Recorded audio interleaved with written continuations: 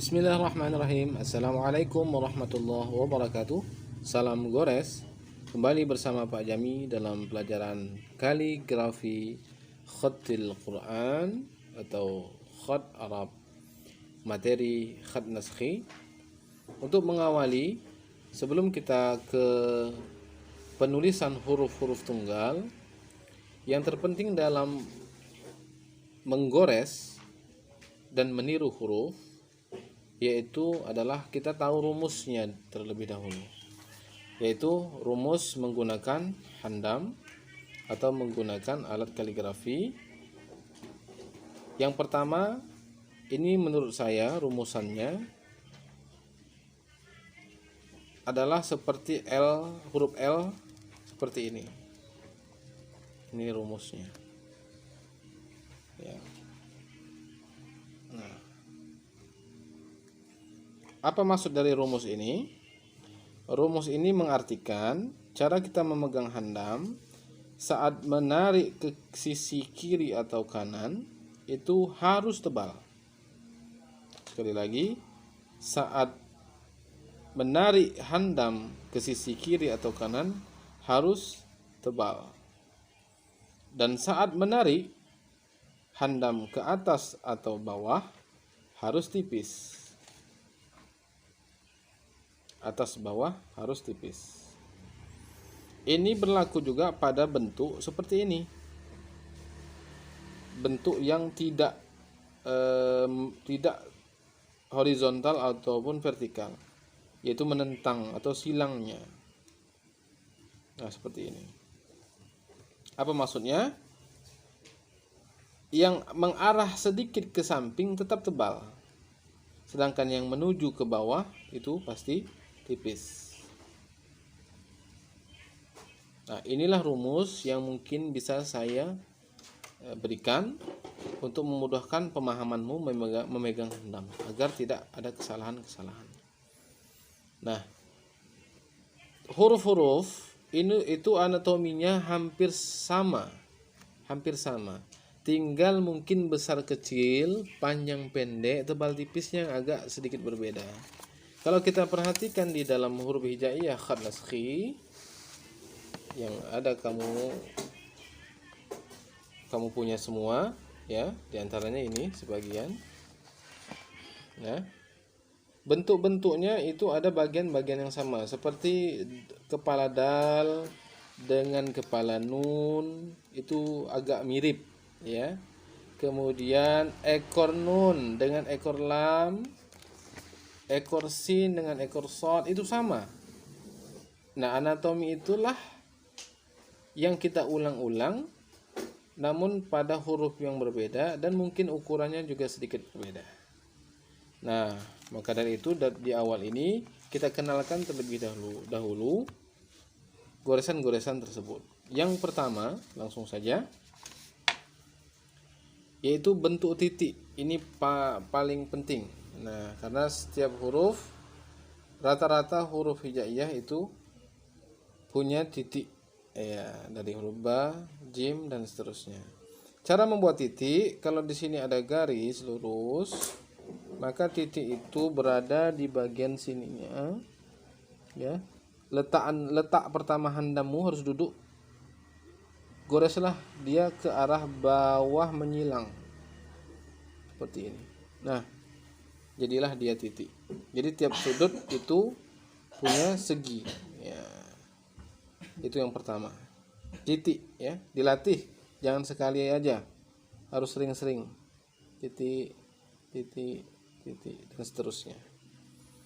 Yang kedua, yang mirip dengan titik adalah bentuk lengkungan seperti ini, agak melengkung ke bawah sedikit. Nah, begini ya. Nah, kalau yang pertama tadi bentuk titik memang digunakan untuk membuat titik huruf ba, nun, jim, zai, fa, qaf dan berikut seterusnya. Mungkin hanya perbedaannya nanti ada titik 1, ini ada titik 2 dirapatkan, nggak boleh renggang ya, dirapatkan ujungnya. Kalau titik 3 tinggal ditambahi di celahnya seperti ini.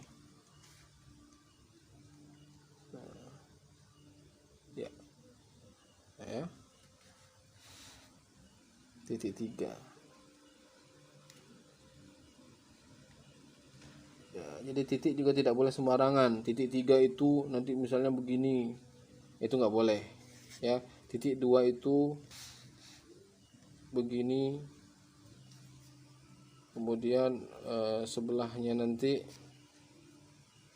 tidak sinkron, tidak seimbang misalnya, begini misalnya, atau begini, itu nggak boleh.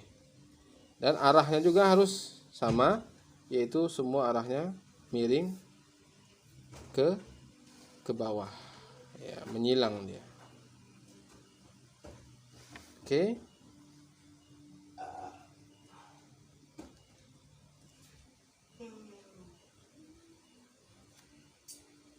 Baik.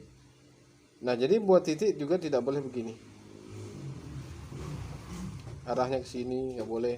Atau arah titik itu begini, apalagi itu salah. Salah. Yang betul itu arahnya seperti layang-layang. Nah, namun tidak terlalu runcing seperti layang-layangnya. Runcing kali gitu kan. Terlalu runcing gini nggak boleh. Ya, jelas sedikit. Nah, seperti ini. Jadi kalau terlalu runcing seperti ini, kayak layang-layang asli, nggak boleh. Dia harus lebih kokoh. Oke, baik. Maaf kalau ada pengulangan ke atas. Yang ini, bentuk lengkungan ini digunakan untuk kepala huruf, yaitu tarwis namanya. Namanya tarwis. Ini dipakai pada beberapa huruf seperti huruf to. Dia di sini diamnya, posisinya. Kemudian ada huruf lam di sini posisinya. Huruf kaf di sini posisinya. Huruf lam alif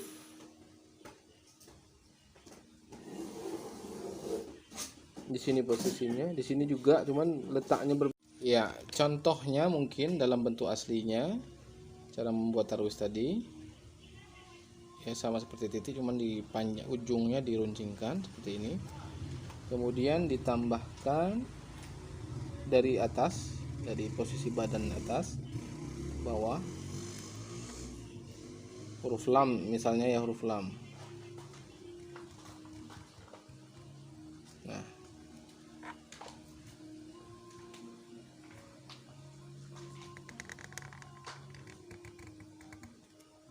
seperti ini. Ini contoh ya. Oke. Baik, itu bentuk kedua ya, tarwis namanya. Kemudian bentuk ketiga yang sering dipakai dalam anatomi huruf-huruf naskhi, yaitu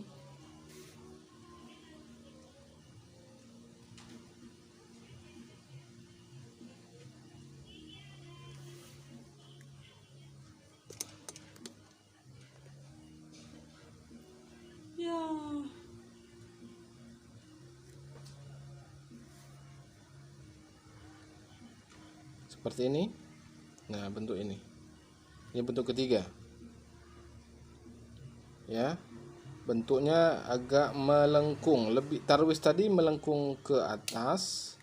Kalau ini melengkungnya ke bawah. Ya. Ukurannya kecil aja dulu. Ini yang pertama. Nanti ada yang lebih besar dan makin besar. Ya. Ini latihannya aja, latihan buat dulu kayak gini, kecil ya. Kemudian lebih panjang sedikit seperti ini. Ya, ada juga lebih panjang lagi seperti ini. Ya, maaf, seperti ini.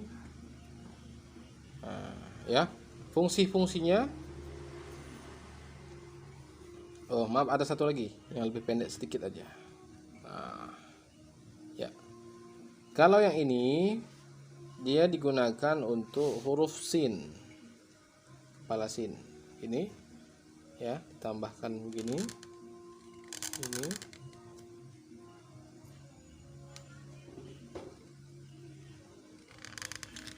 Nah, begini misalnya. Jadi ini kepalanya ini tadi berasal dari lengkungan kecil. Ya, lengkungan kecil. Pertama, yang ini. Yang ini dipakai untuk kepala ba.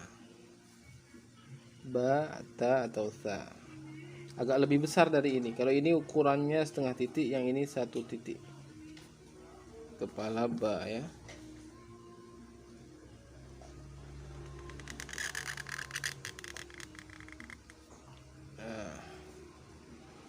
Dalam menggores perlu kesabaran. Jadi kalau memang ada terjadi tinta yang tidak turun semua, ya disisip atau diulangi goresnya, tapi jangan keluar dari rel pertama. Karena masalah untuk dioret-oret ya. Kemudian yang agak sedikit panjang lagi,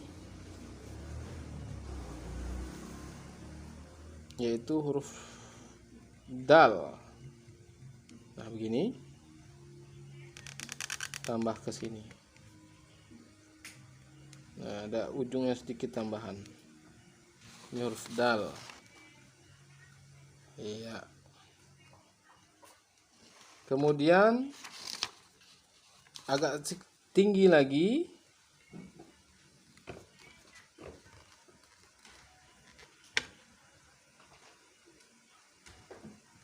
Seperti ini. Ini dipakai untuk huruf kaf. Kasih tarwis dulu, kaf awal atau kaf saifi namanya, kaf pedang. Atau boleh juga dipakai oleh huruf lam alif, tinggal ditambah kemari. Nah, ini enggak dipakai pedangnya, untuk dipakai lam alif. Nah, anatominya sama. Ya, sama. Baik, berikutnya, goresan berikutnya yang mesti dilatih adalah lengkung juga, cuman terbalik ke samping. Nah, misalnya seperti ini. Ya, boleh diikuti pelan-pelan di rumah. Ini biasanya dipakai untuk huruf ya. Huruf ya. Begini kan. Kasih ekor. Ekornya agak lebar dari huruf nun ya. Nah, ininya dikasih muncung sedikit.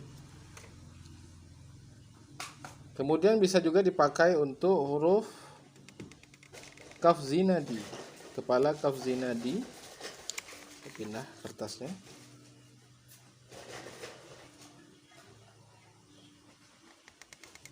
Begini tadi goresannya, dari atas melengkung pelan ke bawah, kemudian ditambah kemari tebal seperti membuat huruf ya juga, namun panjang. Agak melengkung, kemudian dikasih kakinya seperti ini, diruncingkan di depan. Ini perlu ada agak memusing atau memutar kepala handam. Iya. Kemudian bentuk berikutnya, ya tadi sudah mungkin dipakai oleh ya, yaitu membuat bentuk ya, seperti ini. Nah, ini dipakai untuk iya. Ya. Ini sama, bagian yang turun itu tipis, bagian yang ke samping itu tebal, turun lagi tipis. Itu rumus ya, rumus. Ingat rumusnya. Kemudian bentuk berikutnya,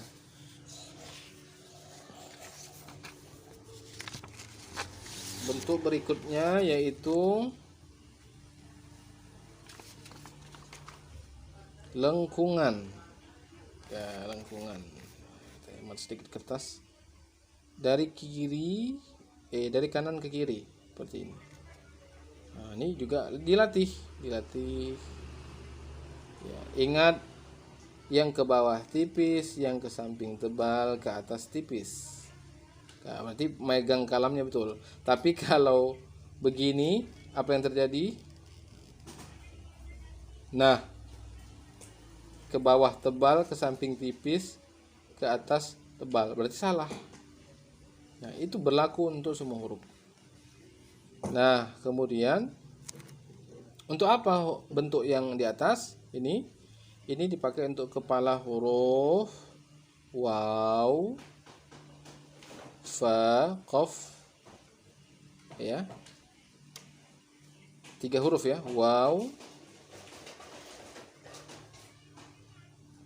fa, qaf. Nah, kepalanya sama, mungkin beda di lehernya sedikit, ya. Jadi tadi dibantu oleh bagian atas yang melengkung terbalik. Kalau tadi kita ada buat huruf dal begini, dal, nah, itu yang dipakai di atas ini. Nah, sama, ya. Itu cara buatnya, gitu. Kemudian kalau lengkungan yang dal ini dikecilkan sedikit, seperti ini, nah begini, ini bisa dipakai untuk huruf apa? Huruf mim. Nah, goresan yang betul ya. Letakkan mata handam betul-betul duduk di kertas, jangan diangkat-angkat. Dan yang terakhir untuk pertemuan kali ini yaitu bentuk seperti ini. Nah, dari bawah, kalau biasa kita buat dari atas ke bawah, ya, ada tadi tarwis, kemudian lengkungan yang ini juga dari atas ke bawah, yang ini kita balik dari bawah ke atas. Nah begitu. Ini gunanya untuk ekor huruf, ya banyak dipakai, diantaranya ekor nun nih ya dipakai juga di sini. Ekor ba juga dipakai, cuman tidak terlalu lengkung, sedikit aja ininya. Ekor ya juga sama, ya nih dipakai di sini. Nah ini dia, ini ya. Nah ini bentuk-bentuk latihanmu sebelum menuliskan huruf-huruf khat naskhi. Ya, mungkin itu saja. Assalamualaikum warahmatullahi wabarakatuh.